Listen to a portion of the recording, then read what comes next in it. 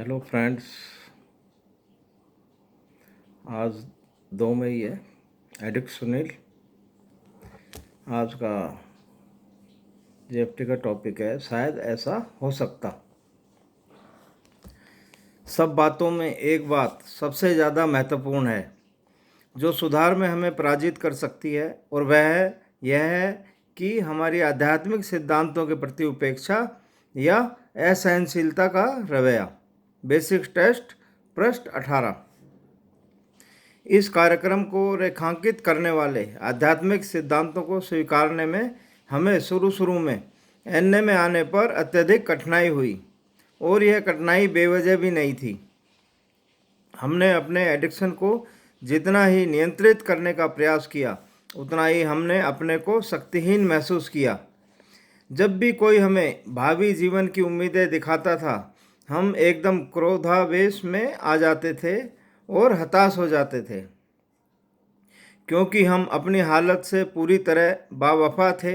हमें लगता था कि आध्यात्मिक विचार दूसरों के जीवन पर कुछ लाभकारी छाप भले ही छोड़ दें, पर हम पर वे प्रभावी नहीं होंगे। आध्यात्मिक सिद्धांतों के प्रति उपेक्षा और असहनशीलता का रोग होने पर भी हम नारकोटिक्स एनोनिमस में खिंचे चले आए। यहाँ हम दूसरे एडिक्टों से मिले। उनकी भी हालत वही थी जो हमारी थी, पर शक्तिहीन और आशाविहीन होने पर भी उन लोगों ने न केवल नशा बंद कर दिया था, बल्कि एक क्लीन स्वच्छ जीवन जीने और उसका आनंद प्राप्त करने का मार्ग भी ढूंढ लिया था।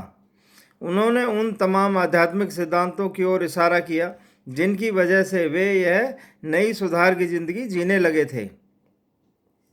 उनके लिए अब ये तमाम आध्यात्मिक सिद्धांत मात्र किताबी फलसफे ही नहीं रह गए थे, अपितु अब ये उनके सक्रिय अनुभव का एक अहम हिस्सा बन चुके थे।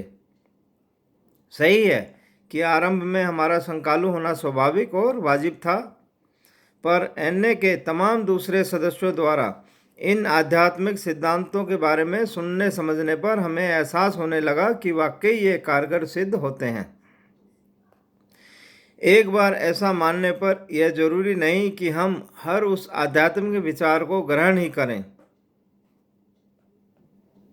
जो हमने सुना हो, पर हमने इतना अवश्य सोचा और स्वीकारना शुरू कर दिया कि अगर ये सिद्धांत दूसरों के लिए कारगर और लाभदायक हो सकते हैं, तो संभवतः वे हमारे लिए भी कारगर हो सकते हैं। और एक अच्छी शुरुआत के लिए केवल इतनी सी इच्छुकता ही काफ़ी है, सिर्फ आज के लिए। शायद मैंने एनए के जिन आध्यात्मिक सिद्धांतों के बारे में सुना है वे मेरे लिए कारगर हो। कम से कम ऐसी संभावनाओं के प्रति मैं अपना खुला दिमाग रखने के लिए इच्छुक हूँ। थैंक यू दोस्तों।